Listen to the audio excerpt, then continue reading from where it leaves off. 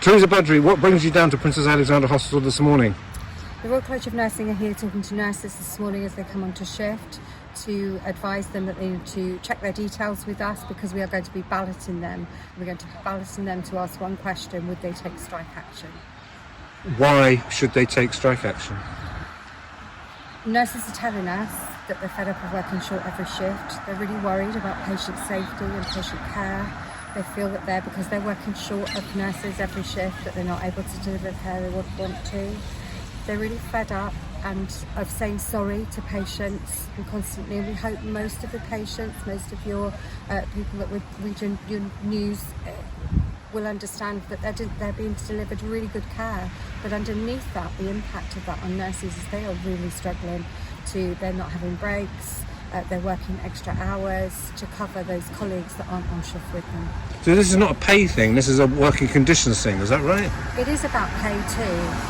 So nurses are really fed up with the government around the recent pay award. So the pay award has been given, there was no debate. It was the independent body that recommended to government pay award, and the government have delivered that pay award. And nurses are only just receiving that pay award in their pay packets this month, next month. So it's been a delay in terms of that pay award being released to them. But it's not enough, and it doesn't reflect all that nurses do every day, the complex treatments that they deliver, the complex care, working short, going over and above every shift, just not reflected in the recent pay award. So who has the power to change, say for example, let's go back to working conditions for a second, who has the power to change those working conditions? Those working conditions is per employer, and we will be balloting per employer to see how nurses are feeling about, but really this is about government, and this is about workforce planning and a failure to workforce plan around nursing and healthcare support workers. With the cost of living rises, the pay award does not touch anywhere near the impact of cost of living that's going to come to people in Harlow. Withdrawing your labour in any occupation is a big step, but in this profession, your profession, that's a huge step, isn't it? It is a huge step, it's momentous. As a Royal College, we have never taken strike action in England before in all of our history. We've taken it in Northern Ireland a few years ago, and the Northern Ireland nurses saw success. It's desperate, and I think the fact that nurses are talking to us to say that they will tick the box, to say they would take strike action, tells you the picture that they're working within is done. Are you just coming to Princess Alexandra Hospital, or are you other hospitals as well?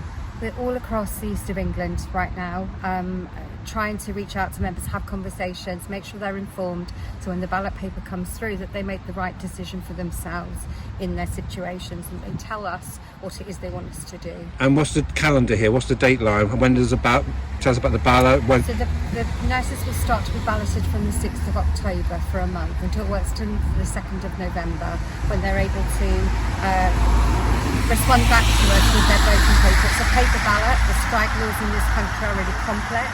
We need to make sure that we do this lawfully. We don't take strike action lightly. We will be working with nursing leaders across every hospital, but particularly here in Harlow, if the result says the nurses here want to take strike action. So we'll wait to hear their result. And what would strike action actually look like? Strike action looks like what we call a Christmas Day service. And we work with nursing leaders to make sure that essential patient services continue. So A&E, emergency theatres, clearly ward care. Nurses are not going to completely walk away. And many of them are really struggling with this right now as to whether they tick the box because they don't want to walk away from patients. That's not what we do. But what they recognise is if we don't do this now, when do we do it? How much worse do things need to get for those nurses in our healthcare systems? If we don't do it now, when do we do it? And if it isn't this, what do we do? What is it that we do that makes a change for those nurses day to day, and how do we get government to listen? And that's the desperate situation that we find ourselves in.